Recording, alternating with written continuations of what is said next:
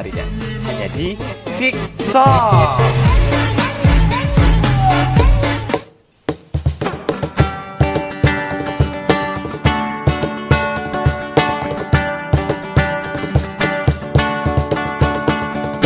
Di tengah dunia penuh wacana, politik TikTok hadir untuk kita. Suara rakyat bergema riuh, diskusi seru, fakta yang nyata. Politik TikTok asik dan seru, bersama cerdas hanya di TikTok. Politik TikTok suarakan rakyat, bersama cerdas hanya di TikTok. TikTok.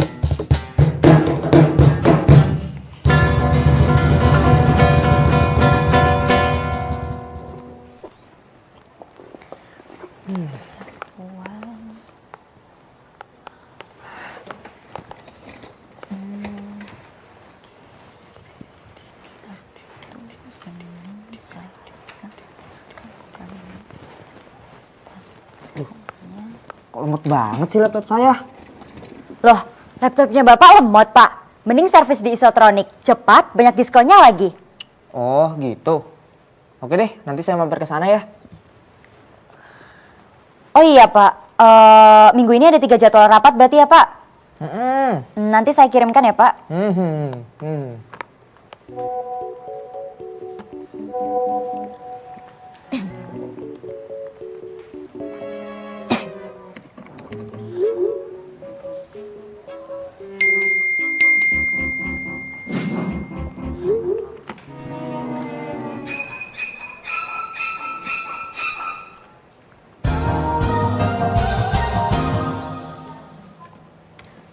Loh, mau buat keluarga dinasti ini Pak ceritanya. Kok mau masukin adik Bapak jadi pejabat publik? Iya dong, kan saya punya bakat di pemerintahan. Makanya saya narik adik saya buat nyalon tahun depan. Ya kalau kerjanya bagus sih nggak apa-apa Pak. Tapi kalau cuma bisa scroll sosmed sama joget-joget kayak Bapak, masih banyak di luar sana yang berkompeten. Lohe. Kamu nggak tahu ya, dulu kan saya juga ditarik sama kakak saya. Karena dia tahu saya tuh bisa memimpin. Duh Pak, kalau pejabat publik kayak Bapak semua kayak gini mau jadi apa Indonesia? Duh Ayu, kamu tuh sekretaris saya. Jadi bisa nurut aja kan? Tapi Pak, saya ini berbicara kayak gini untuk kebaikan Bapak. Penguasa, berilah bamu uang, beri yang bawah, beri yang bawah, beri yang bawah, beri yang bawah. Pak, duitnya Pak. Ah iya, bentar. Cepet Pak. Bentar. Cepet Pak. Lama banget sih. Nanti jangan lupa ya pilih adik saya tahun depan. Bapak tuh DPR tak? Iya benar. Walah, Betul, DPR yang ya. Ya itu pokoknya. Oke. Nanti adiknya nyalonin juga. Yoi. Oke, siap. Nomor 55. Oh, 55. Oke, siap. Oke, ya. Salam 55 ya. Salam 55. Salam 55. Hidup 55. Oh, hidup. Dadah. Aduh, ya udah deh Pak, daripada kita ribut-ribut nggak ada ujungnya kayak gini, mending kita tanya langsung sama ahlinya bersama saya Ayu Dan saya Ahong hanya di TikTok.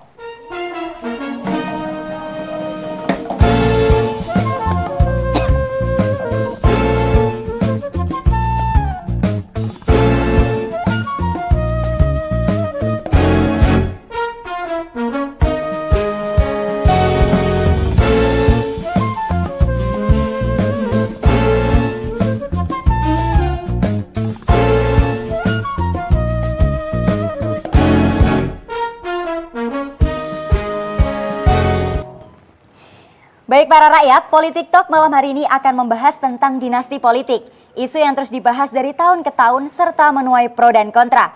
Untuk itu, bagi para rakyat yang menyaksikan melalui YouTube, bila ingin bertanya bisa menuliskan pertanyaannya di kolom live chat YouTube kita, iMix TV. Nah, untuk rakyatku yang memiliki karya puisi bisa mengirimkan karyanya melalui Instagram iMix TV dan akan kita undang di akhir acara untuk membacakan karyanya. Daripada perdebatan tentang dinasti politik ini gak ada ujungnya ya yuk. Betul. Lebih baik kita tanyakan langsung kepada narasumber yang ahli. Mari kita sambut Pak Wasisto dan Pak Zainur. Oke, tepuk tangan terlebih dahulu. Oke, selamat datang Pak. Selamat datang Pak. Selamat datang Selamat Pak. datang Pak. Silakan duduk Silakan Pak. duduk Pak. Monggo. Silakan duduk Pak. Iya. Selamat datang Pak di kantor kami yang megah ini. Saya Ahong, Wakil Ketua Pilihan Rakyat, dan itu adalah sekretaris Ya, saya Ayu Pak. Bagaimana kabarnya Pak? Sehat? Sehat. Pak Wasisto sehat? Ya, sehat demi umat. Oh. Oke, tadi perjalanannya bagaimana Pak? Cuacanya panas atau dingin? Panas. Oh, cuacanya panas atau mungkin karena mendekati 2024 ya Pak ini? Tahun-tahun Ya, panas. Sepertinya suhu bumi dan juga suhu politik semakin memanas. Oke, mengikuti ya Pak. Oke Pak Wasisto dan Pak Zainur.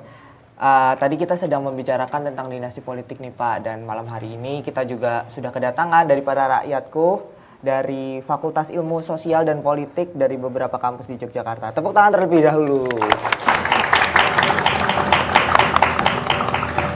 Oke, sebelum kita berbincang lebih panjang, sebenarnya apa itu dinasti politik dan bagaimana tanggapan dari tokoh politik? Kita simak video berikut ini. Isu dinasti politik semakin marak di tahun 2023. Menurut MKRI, politik dinasti dapat diartikan sebagai sebuah kekuasaan politik yang dijalankan oleh sekelompok orang yang masih terkait dalam hubungan keluarga. Sebab, kekuasaan akan diwariskan secara turun-menurun dari ayah kepada keturunannya. Indonesia mempunyai 3 model dinasti politik, yaitu regenerasi, lintas kamar, dan lintas daerah. Dari ketiga cara tersebut, yang paling berbahaya adalah lintas kamar. Mengapa demikian? Karena lintas kamar mempunyai jaringan kekeluargaan maupun kekerabatan yang tersebar dalam dinasti politik. Contohnya, seorang ayah yang menempati posisi DPR RI, istrinya menempati posisi bupati, dan anaknya yang menjadi kepala dinas kesehatan. Dapat kita lihat, setiap tahunnya bermunculan tokoh politik dalam pemilihan kepala daerah maupun lembaga pemerintahan yang terlibat dalam lingkaran dinasti politik. Penyebarannya juga tidak hanya di kota besar, tetapi sampai ke tingkat daerah, bahkan hingga tingkat kelurahan. Berikut merupakan beberapa jaringan dinasti politik yang ditemukan di Indonesia.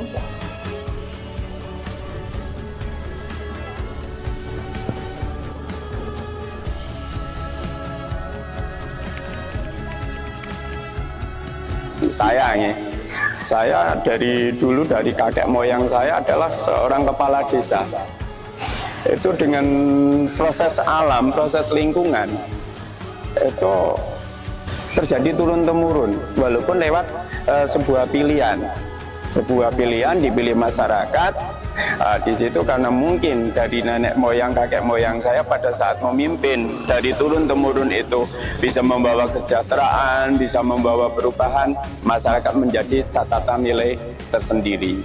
Jadi intinya dinasti tidak bisa dipertahankan apabila dalam melaksanakan kewajibannya tidak memenuhi standar harapan masyarakat. Tapi dinasti bisa dipertahankan manakala bisa memenuhi harapan masyarakat. Oke baik, itu tadi sedikit penjelasan mengenai dinasti politik dan juga tanggapan dari tokoh politik. Ternyata dinasti politik juga ada nih di lingkup pemerintahan desa. Untuk mengetahuinya lebih lanjut, malam hari ini kita akan berbincang dengan ahli yang sudah hadir di studio, ada Pak Wasisto dan juga Pak Zainur. Bagaimana Pak? Apakah sudah siap menjawab pertanyaan-pertanyaan dari kami? Relax aja dulu Pak, tarik nafas. Siap sekali. Oke. Jadi begini Pak, tadi saya dan Bapak Ahong ini sempat berdebat karena Bapak Ahong ini mau narik adiknya untuk jadi bakal calon pilkada tahun depan karena hubungan kekerabatan Pak. Loh, kan nggak apa-apa ya Pak ya? Tadi aja juga kan ada contohnya di kelurahan. Iya. Tapi kan itu termasuk dinasti politik ya Pak. Dan di Indonesia ini sudah banyak yang terjadi keluarganya diisukan sebagai dinasti politik. Nah bagaimana tanggapan dari Bapak mengenai dinasti politik yang ada di Indonesia? Mungkin bisa dijawab dari Pak Wasisto? Iya, sebenarnya kalau tendensi seperti itu sudah hal yang umum terjadi ya Mbak Ayu dan Pak Ahong ya. Iya. Jadi orang yang duduk di jabatan publik itu punya kemampuan atau mungkin keinginan natural untuk bisa bertahan lebih lama. Dan salah satu cara paling efektif ya adalah merekrut sanak familinya, karena itu bisa dipercaya, bisa dipegang, dan bisa juga dikendalikan. Itulah kenapa dinasti itu ada, Mbak Ayu dan Pak Hong ya. Berarti bisa disimpulkan bahwa itu adalah familisme ya Pak ya? Betul, karena yang seperti ini kan lebih pada upaya menjaga kelanggengan kekuasaan ya. Jadi bagaimanapun yang namanya kekuasaan itu kan nikmat ya. Iya. Asik gitu. Siapa sih yang mau keluar dari kekuasaan gitu loh. Iya. Oleh karena itulah kemudian itu harus diwariskan di keluarga yang terdekat, Pak Ahong. Kalau dari Pak Zainur, bagaimana Pak tanggapan dinasti politik di Indonesia? Iya, banyak sekali memang ya di tingkat pusat, daerah, bahkan sampai ke desa. Bahwa memang secara natural orang selalu ingin berkuasa dan mempertahankan kekuasaannya dan menggunakan kekuasaannya untuk mencapai kekuasaan-kekuasaan baru yang lebih besar dan lebih lama. Yang menjadi persoalan adalah ketika cara untuk mempertahankan kekuasaan tersebut problematik. Apa yang dimaksud dengan problematik?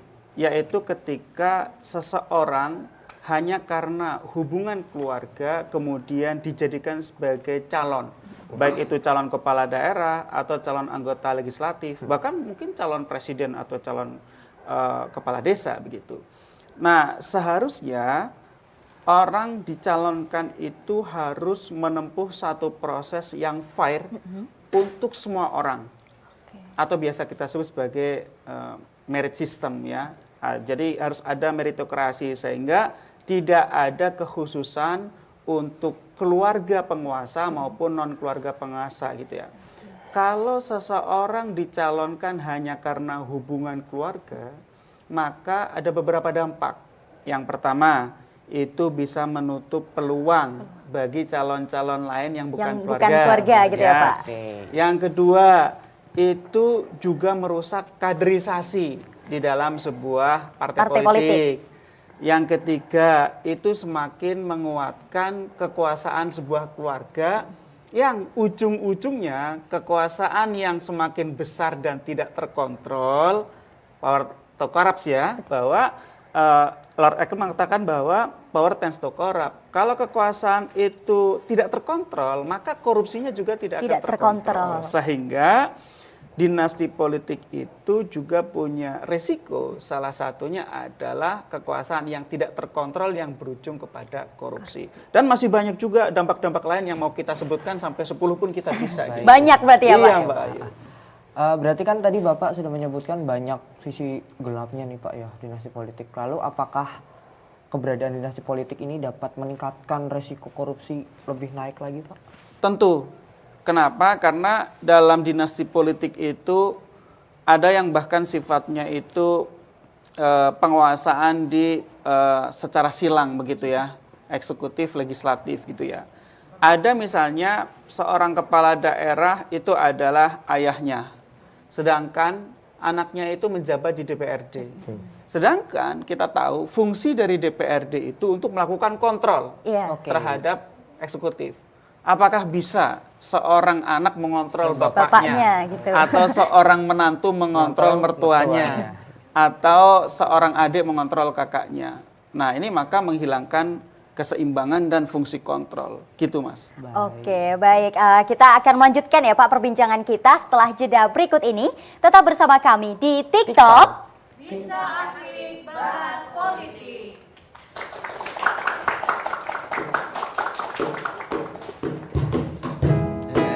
Ada saja untuk mencari sensasi, krisis solusi. Ya, makasih. Jangan lupa visi-misi ya, Pak. ya, terima kasih. Ya, terima kasih. Jaya. Selamat ya Pak, Ya. menjadi kepala desa. Ya, terima Semoga kasih. kedepannya menjadi kepala desa yang amanah ya. Amin, amin. Ya. Pak, monggo Pak.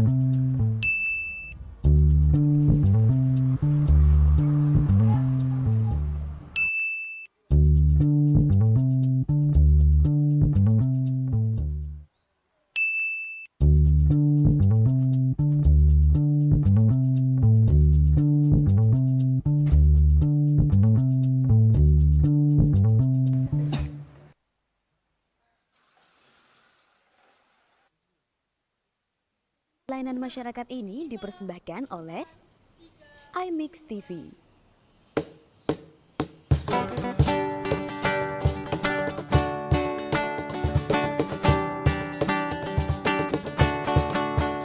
Politik tok asik dan seru, bersama cerdas hanya di TikTok. Politik tok asik dan seru, bersama cerdas hanya di TikTok. TikTok.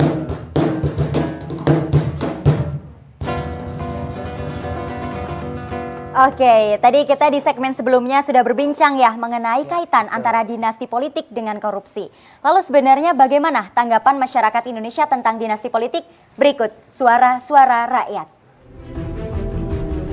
Dinasti politik di Indonesia aku sangat tidak setuju karena setiap kebijakan pasti tidak sempurna dan kita tetap perlu perbaiki dari oposisi. Jadi kita tetap perlu yang namanya oposisi ya. Yang pada dasarnya dinasti politik itu tidak masalah jikalau memang yang diturunkan itu memang berkualitas ya. Kalau dari aku sendiri sebenarnya nggak sepakat ya dengan adanya dinasti politik di Indonesia, dikarenakan politik di Indonesia itu kan diciptakan tidak hanya untuk satu keluarga aja atau tidak hanya untuk beberapa kelompok aja. Jadi kita juga memberikan kesempatan yang sama kepada seluruh warga negara Indonesia untuk kemudian mencalonkan dirinya menjadi seorang kepala daerah ataupun kepala negara. Oke, itu tadi sedikit suara ya dari para rakyat Indonesia. Nah, ada yang mengatakan setuju dan ada juga yang mengatakan tidak. Untuk mengetahuinya lebih lanjut, kita akan berbincang dengan Association Research dari Lembaga Survei Indonesia yang akan berbincang dan menjawab pertanyaan para rakyat. Oh, ada tamu lagi kita ya, Yuk? Ada, Pak. Oke. Dengan Pak Yos Kenawas yang sudah terhubung melalui Zoom. Selamat malam, Pak Yos. Selamat malam, Pak Yos. Halo, selamat malam Mbak Ayu dan Pak Ahong. Ya. Bagaimana kabarnya, Pak? Alhamdulillah sehat. Alhamdulillah. Baik, Bapak. Tadi ini kita kan sudah berbincang tentang dinasti politik bersama Pak Zainur dengan Pak Wasisto. Dari sekarang gantian ke Pak Yos. Dari Pak Yos sendiri bisa dijelaskan tidak, Pak, mengenai data terbaru persebaran dinasti politik di Indonesia, Pak?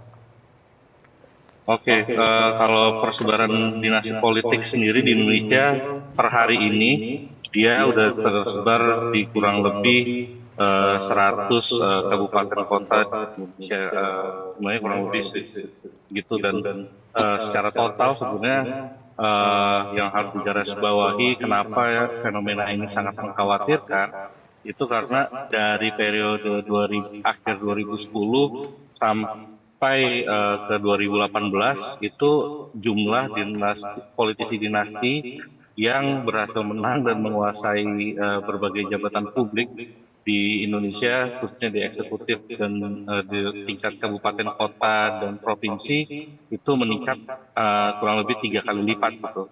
Jadi tadi ada kekhawatiran yang disampaikan oleh Mas Wasis dan Mas Zainur. Hal itu sangat beralasan sekali gitu kan. Kenapa mengkhawatirkan? Karena datanya menunjukkan bahwa hanya dalam kurun waktu satu election cycle atau satu putaran pemilu gitu, jumlahnya naik 3 kali lipat. Dan ini kan nanti kita mau pemilu lagi tahun 2024, ada pilkada lagi nih. Nah, tanpa ada karena tidak ada halangan untuk memblok politik dinasti, saya percaya nanti jumlahnya akan terus bertambah pada akhir tahun 2024. Dan ini sangat mengkhawatirkan memang untuk masa depan demokrasi dengan alasan yang sudah disampaikan oleh Mas Wasis dan Mas Zainur sebelumnya. Oke, Pak Yos. Itu Mas Ahong.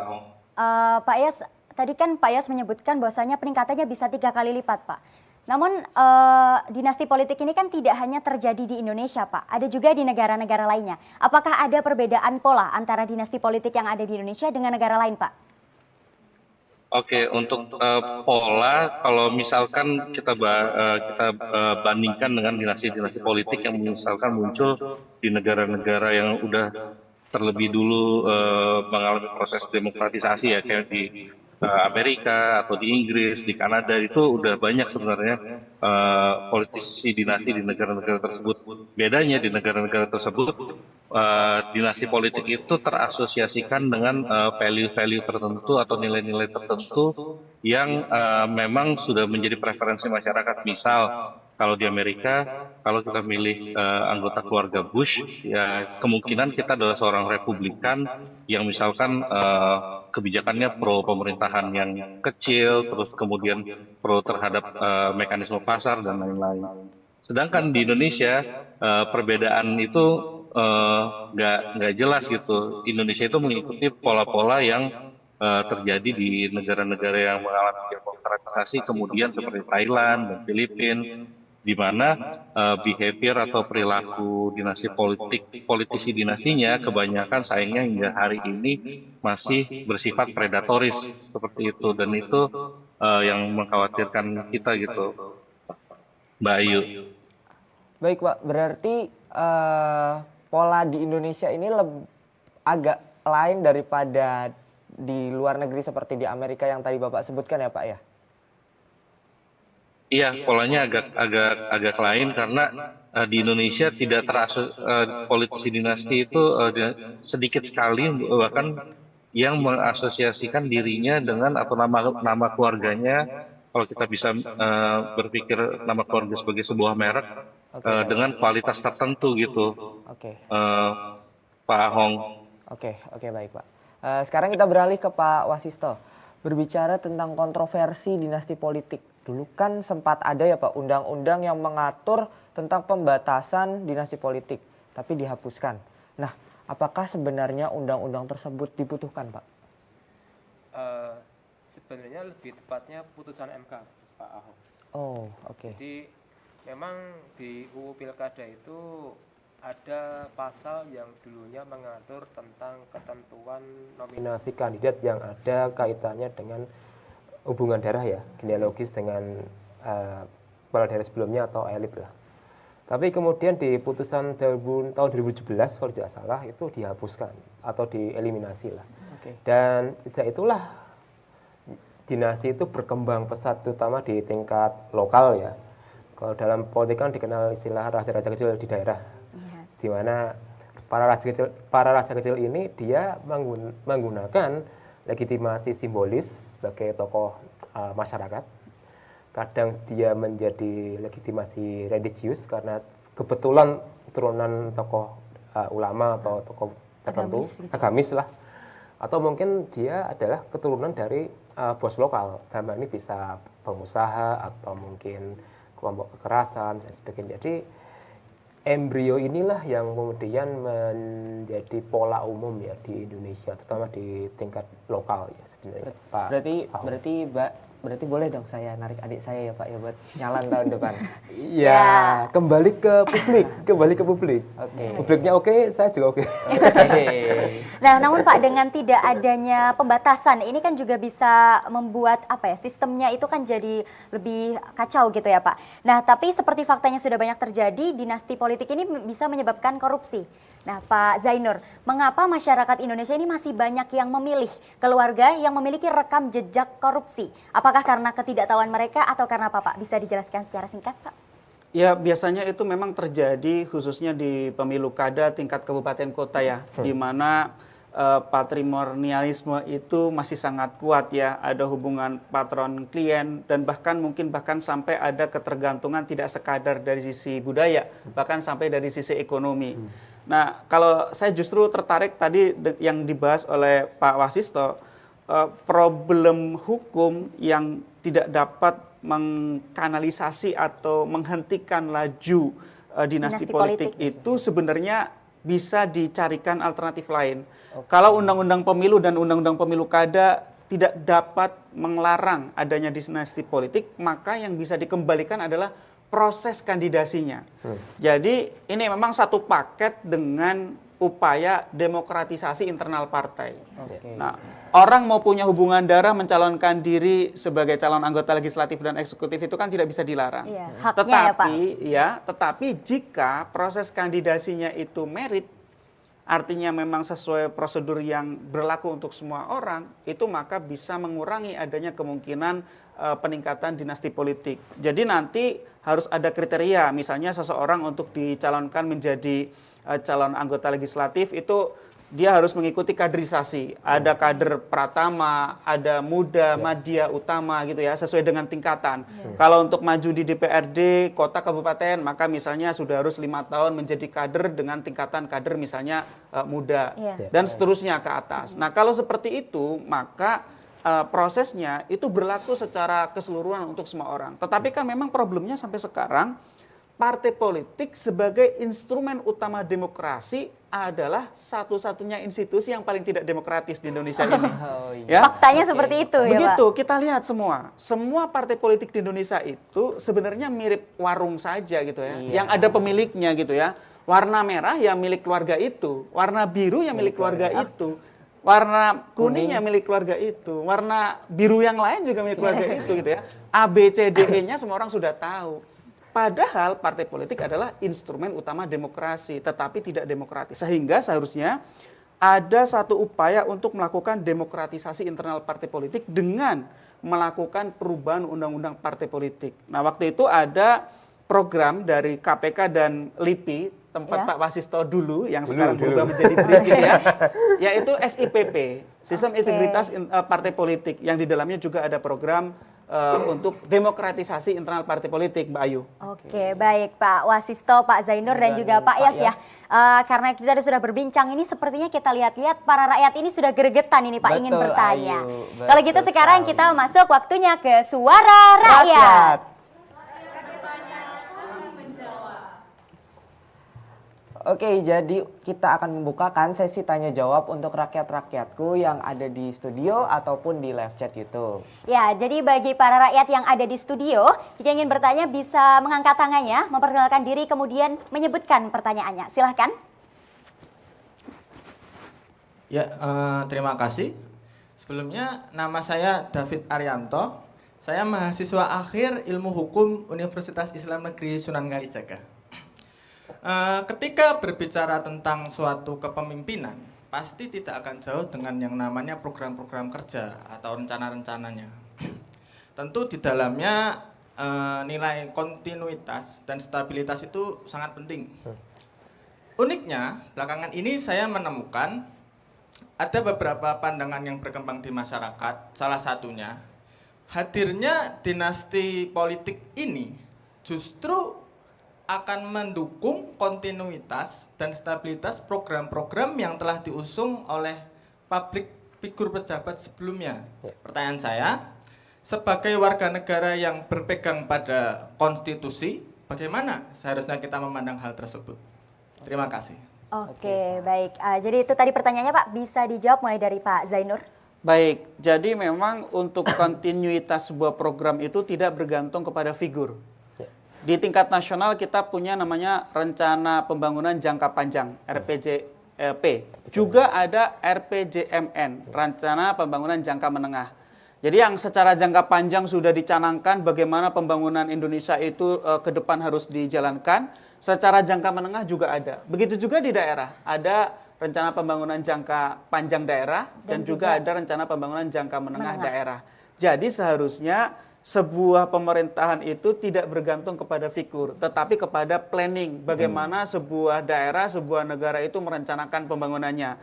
Nah, kalau soal apakah dinasti politik itu dapat melanggengkan pembangunan atau kontinuitas dari sebuah program-program pemerintah, mungkin iya. Tetapi ingat, kalau dari perspektif FUKA tentu juga bisa melanggengkan korupsinya gitu ya. Jadi ada dua sisi gitu ya. Pembangunannya langgeng tetapi korupsinya juga langgeng gitu.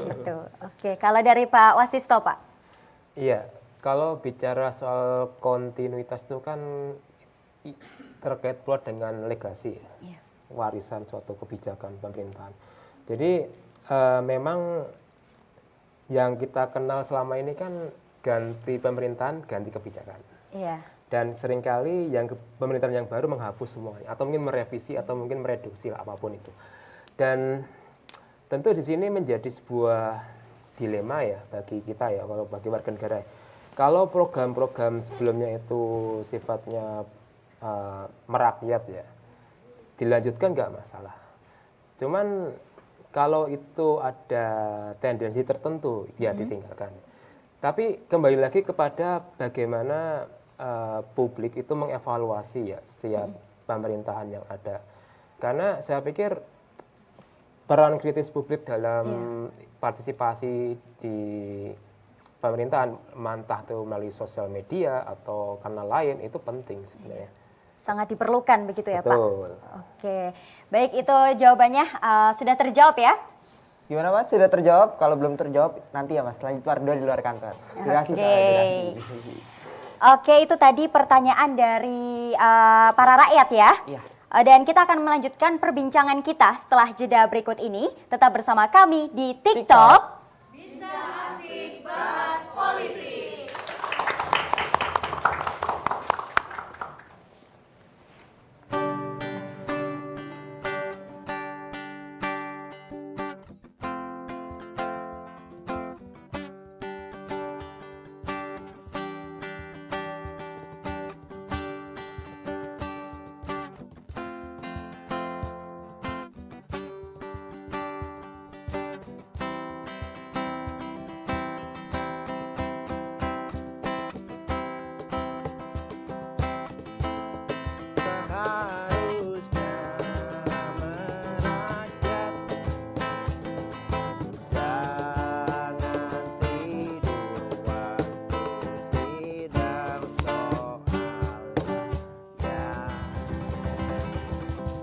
Ini Denny, anaknya emang rajin.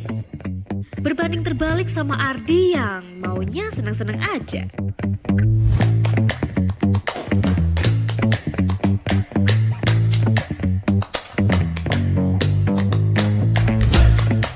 Keduanya emang selalu punya pilihan yang berbeda.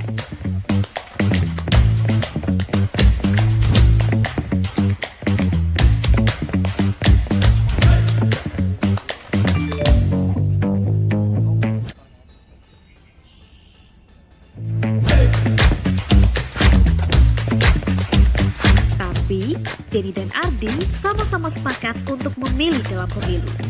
Ya, meski nggak tahu pilihannya sama atau tidak, kan rahasia.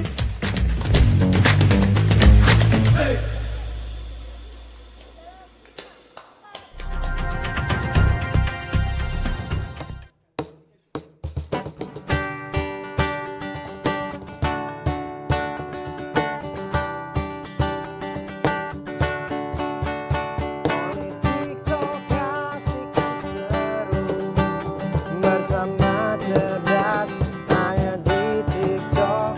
Politik Talk, suarakan rakyat. Bersama cerdas hanya di TikTok. TikTok.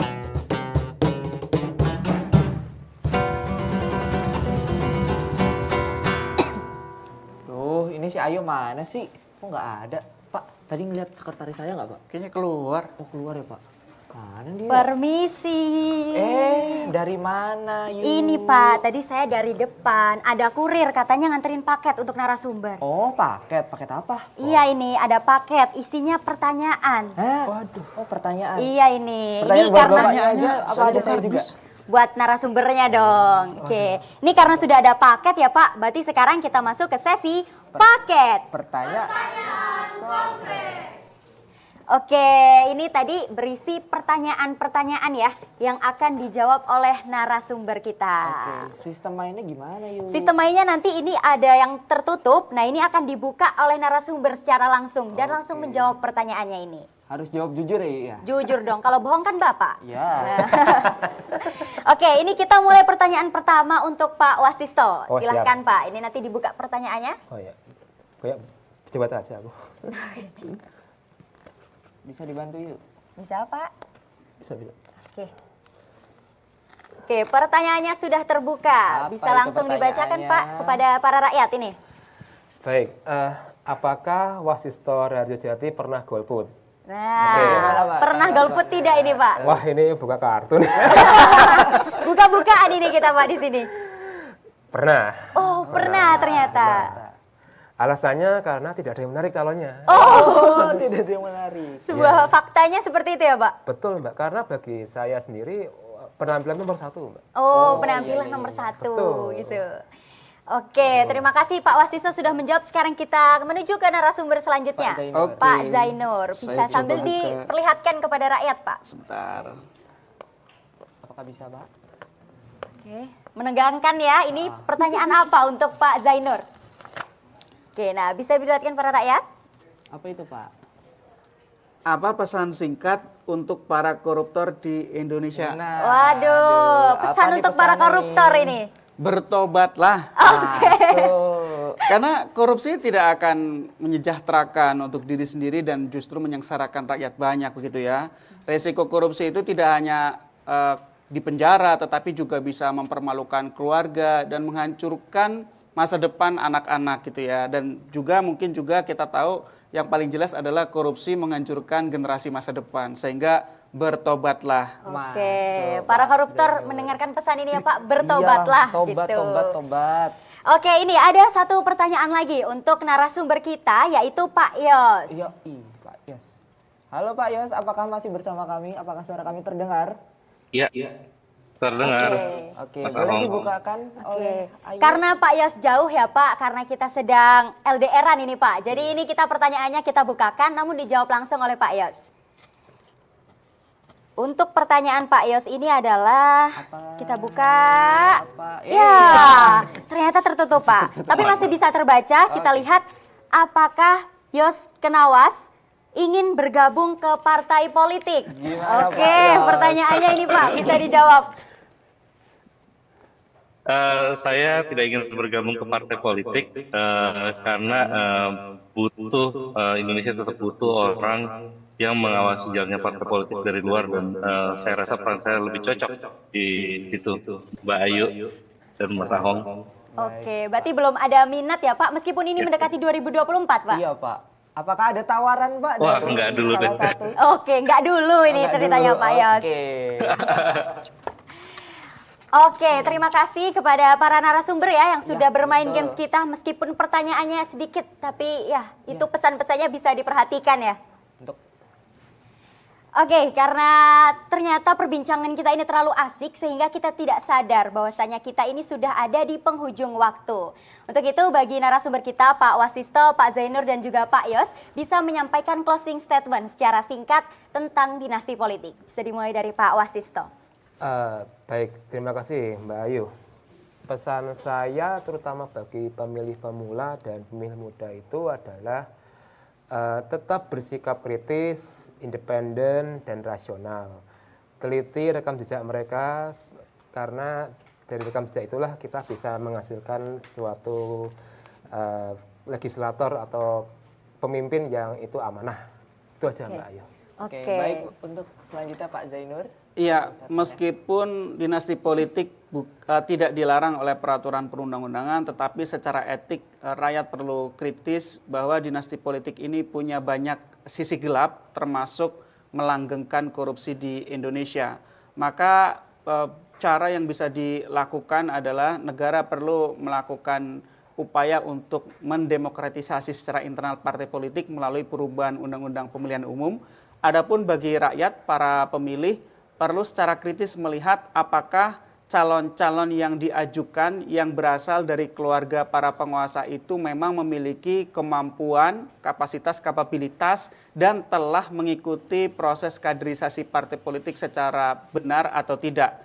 Kalau mereka adalah calon instan yang dicalonkan hanya karena hubungan keluarga, maka sebaiknya pikir ulang, jangan rakyat gegabah untuk memberikan amanah yang besar kepada mereka. Oke, berarti peran rakyat memang sangat penting ya Betul. Pak. Oke, untuk Pak Yos silakan juga untuk menyampaikan closing statement Pak tentang dinasti politik. Ya, mungkin saya mengamplifikasi apa yang sudah disampaikan oleh Mas Wasis dan Mas Zainur sebelumnya. Yang pertama, memang politik dinasti saat ini secara legal tidak bisa dibendung gitu ya. Cuman kekuasaan itu tetap ada di tangan rakyat. Maka gunakanlah kekuasaan tersebut sebaik mungkin kritisi calon yang dicalonkan partai politik, baik di dalam pilpres, pilkada, ataupun di dalam pileg. Kalau memang ada kandidat anggota dinasti politik yang maju, evaluasi mereka 2 kali lebih berat dibandingkan calon-calon yang lain gitu. Anggaplah ini sebagai kompensasi karena mereka sudah sampai di tahap ini dengan misalkan potong kompas gitu. Tapi tetap lagi-lagi saya ingin menekankan apa yang disampaikan oleh Mbak Zainur, perhatikan rekam jejaknya sudah melalui proses yang benar atau belum. Kalau belum jangan ragu untuk pilih calon lain gitu. Masih banyak calon lain yang nggak punya hubungan kekerabatan dengan petahana atau dengan politisi sebelumnya gitu. Jadi Indonesia nggak kehabisan stok supply calon pemimpin, pilihlah dengan baik dan bijaksana.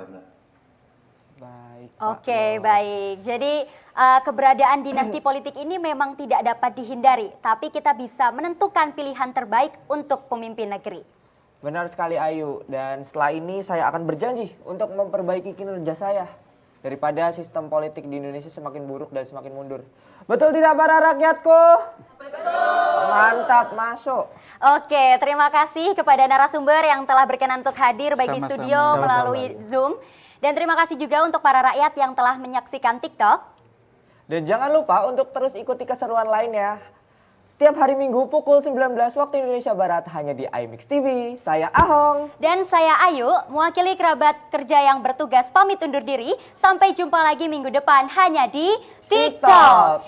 Asik Bahas Politik.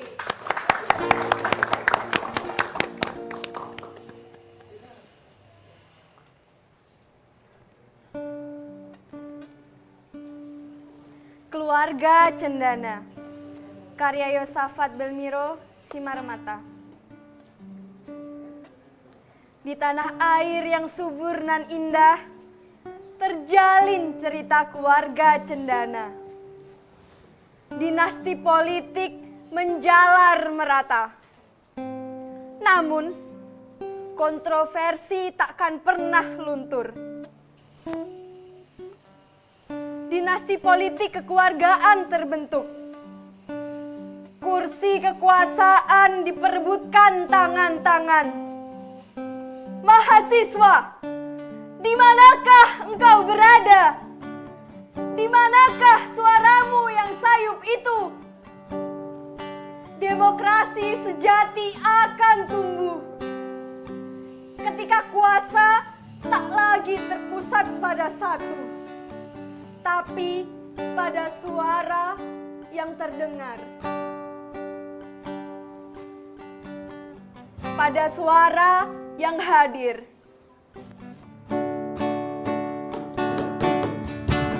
Lindasan serta kesenangan wenangan.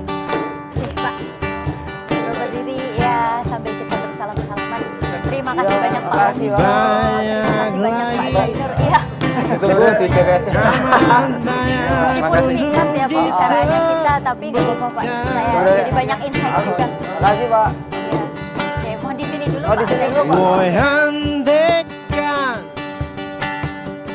hentikan jangan diteruskan. Iya. Nanti kita setelah ini berfoto dulu ya. Kami muak dengan ketidakpastian dan keserakahan. Oh ya, oh ya, oh ya, bongkar. Oh ya, oh ya, oh ya, bongkar. Oh ya, oh ya, oh ya, bongkar.